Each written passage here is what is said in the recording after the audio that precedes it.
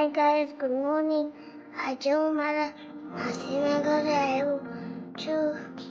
પછી હું પઢાઈ કરતો હતો. પઢાઈ કરીને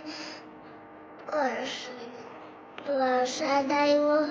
વરસાદમાં મોજ મારી.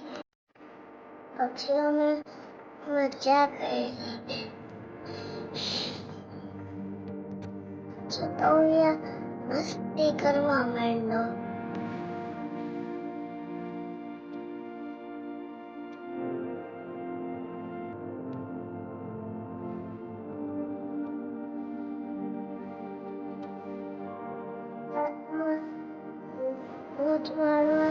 પછી અમે પાણીપુરીનો પ્રોગ્રામ કર્યો હતો. આજે છોડ છે.